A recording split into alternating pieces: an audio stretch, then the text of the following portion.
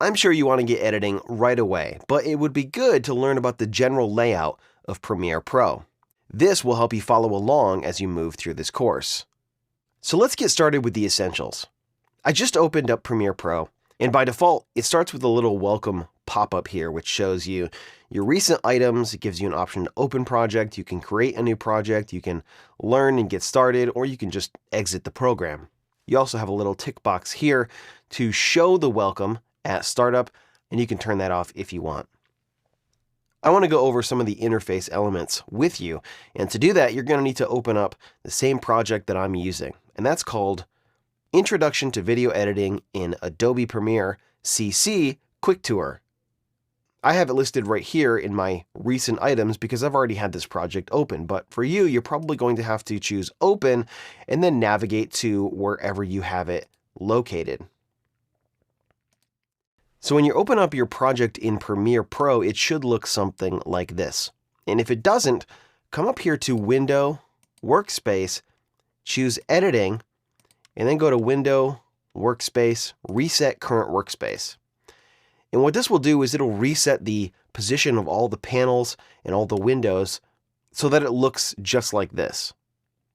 First, let's go over the menu. You see we have File, Edit, Clip, Sequence, Marker, Title, Window, and Help. A lot of these menu items and features in the menu are redundant and can be performed by pressing a button in Premiere's interface, using a keyboard shortcut, or with a different context menu in one of the panels. But the menu is a good resource to use if you're trying to do something in Premiere and you can't quite figure it out. You can kind of look through the menu and see if the action or the function you're looking for is in there. The window menu gives you access to all of the panels in Premiere's interface, and you'll find that you'll need to go in here from time to time to make some of these panels visible. Now, there's one thing specifically I wanted to draw your attention to in the menu, and that's under Edit, Preferences, Autosave.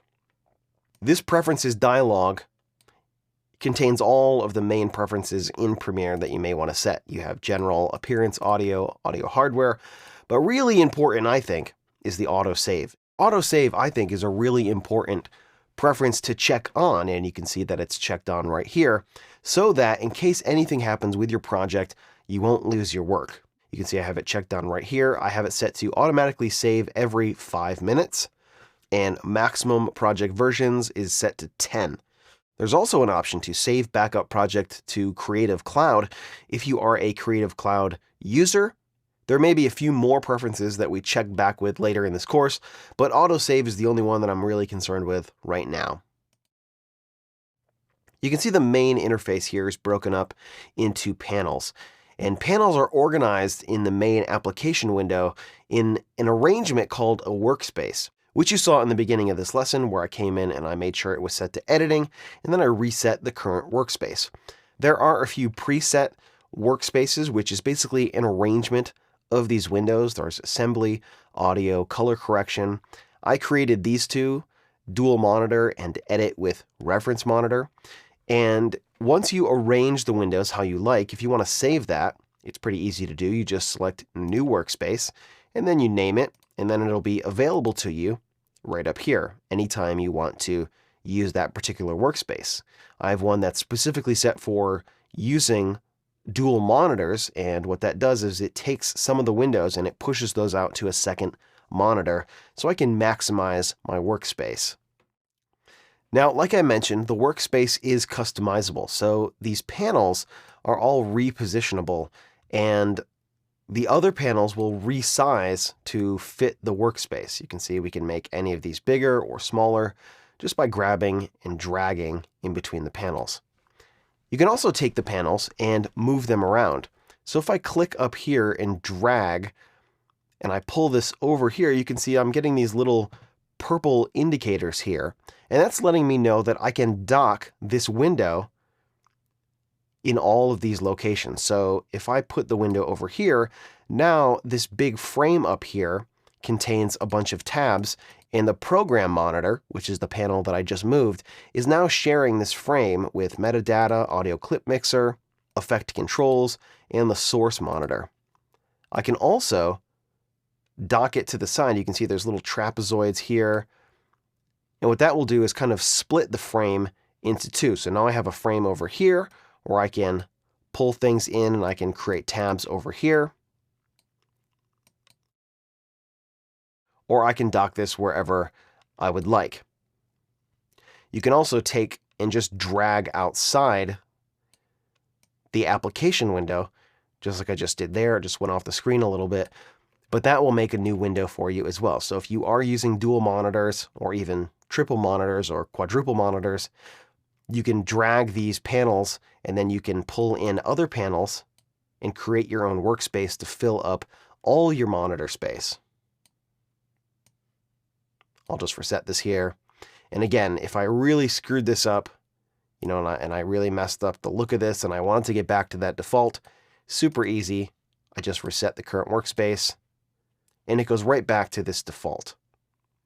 Now, like I mentioned before, there are context menus in each one of these panels.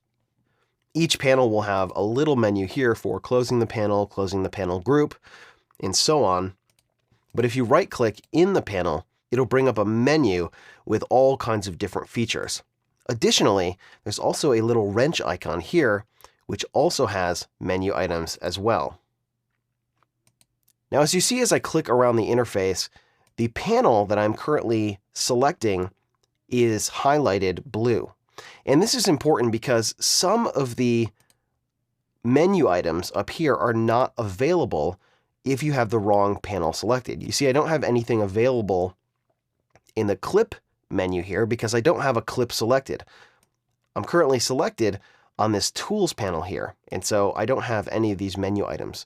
So it is important that you select the right window and also you have the right item selected. So even if I'm in the timeline panel here, if I don't have a clip selected, I still don't have any options here in the clip menu. I do have options here when I'm in the sequence window, but if I'm over here in the info window, I can't access my sequence settings because I don't have a sequence selected. As soon as I select something like the program monitor, now the program monitor is displaying the current sequence that I'm working on, and now I can go in and find my sequence settings. So let's go over some of the panels that you're going to be using the most. The program monitor is a panel that plays back the sequence of clips that you are assembling. So basically, the program monitor is the display of your timeline panel or the sequence that you are currently working on.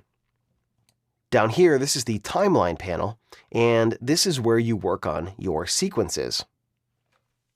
This panel right here is called the source monitor, and this plays back individual clips, and you can use the source monitor to prepare your clips before you add them to your sequence in the timeline window here. Down here, let me make a little bit of space. This is the project panel. You can see it says right here, project, and then it gives you the name of this project. The project panel contains all of the assets you're going to use for your project, and it's where you can organize those assets so that they are easy to find.